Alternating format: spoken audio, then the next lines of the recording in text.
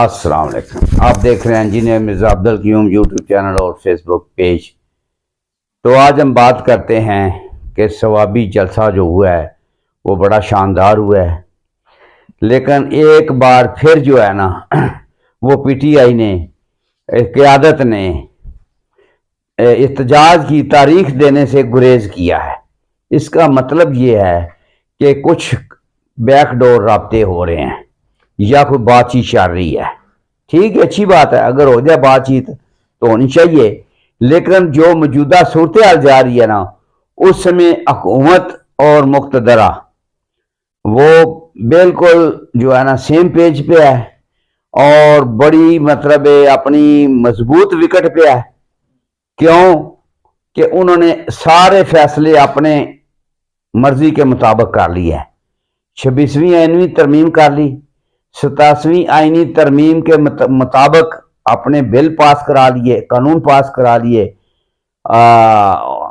Supreme court کے اوپر اپنا ہولڈ کر لیا۔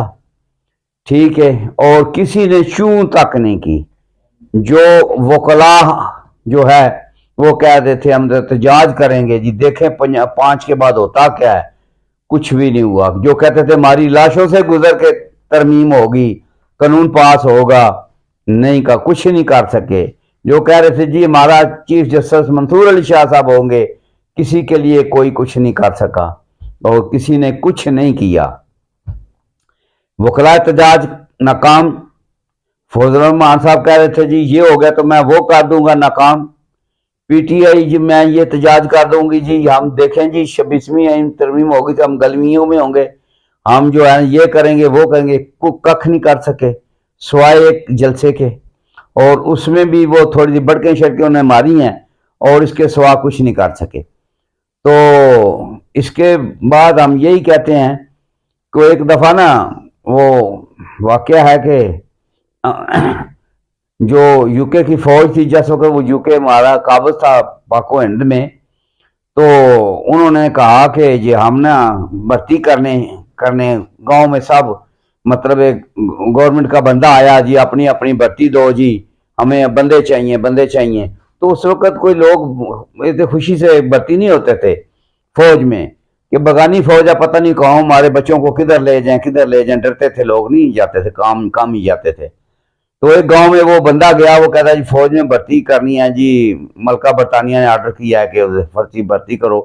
تو وہ قدرتی جس بندے کے پاس گیا تھا نا وہ سب مراسی تھا، تو وہ کہتا تھا جی اس نے کہا کہ بندے اپنے بچے دو، ہم نے بھرتی کرنی، اتنی تنخواہ ہوگی ادھر بھیجیں گے آپ کو، یہ ہے وہ ہے، اور جب ہمیں فتح ہو جائے گی تو پھر آپ کو آزاد بھی کر دیں گے، یہ بھی ہے۔ تو انہیں بڑا چارمنگ سی ان کو آفر کی۔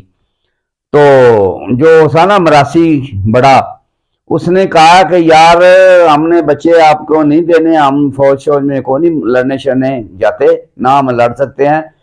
تو ملکہ برطانیہ کو کہو کہ اگر ہمارے بچوں پہ بات آ گئی ہے نا، مراسیوں کے بچوں تک بات پہنچ گئی ہے نا کہ اب آپ کی فوج کو طاقت کے لیے اور امداد کے لیے مراسیوں کے بچے بھرتی کرنے پڑ گئے ہیں، تو ملکہ سے کہیں کہ اپنے دشمن سے صلح کر لیں، بہتر اسی میں ہے کہ صلح کر لیں۔ تو وہ مراسی نے جواب تو بڑا اچھا دیا۔ تو جو موجودہ صورتحال ہے پی ٹی آئی کی اور جو قیادت کی صورتحال ہے، اس سے بہتر جو لگتا ہے کہ وہ مراسیوں والی بات جو ہے نا کہ ان پہ صادق آتی ہے۔ یہ سارے ہیں ممی ڈیڈی اور سارے ہیں مجنوں چوریاں کھانے والے۔ تو اگر ان پہ بات آ گئی ہے نا تو اب خان صاحب کو صلح کر لینی چاہیے۔ جو جتنا وہ قوم کے لیے قربانی دے رہے ہیں نا، قوم ان کے لیے قربانی دینے کے لیے تیار نہیں ہے۔ قوم اگر تیار ہو بھی تو اس کو لیڈ کرنے والا کوئی نہیں ہے۔ ٹھیک ہے، تو اب خان صاحب کو چاہیے کہ وہ صلح کر لیں تو بہتر ہے۔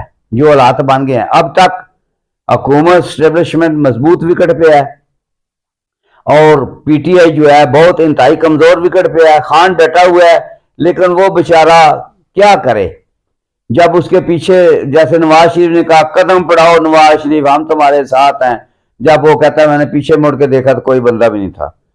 تو یہی بات ہے کہ اس بزدل قوم کے لیے یہ عمران خان اپنی جان گنوا رہا ہے اور اپنی تکلیفیں برداشت کر رہا ہے، تو اس کو لیے بھی بہتر ہے کہ وہ مطلب ہے یہ ممی ڈیڈی قوم ہے، اس پہ کتنی سپاہی مطلب برطانیہ تاج برطانیہ کے چند وہ آئے تھے، وہ سپاہی فوجیوں وہ بیس بدل کے تاجروں کے بیس میں آئے تھے، آئے وہ کمپنی بنا کے ایسٹ انڈیا کمپنی بن کے آئی تھی، اور ایسا ایسا انہوں نے پورے انڈو پاک پہ قبضہ کر لیا تھا، ٹھیک ہے۔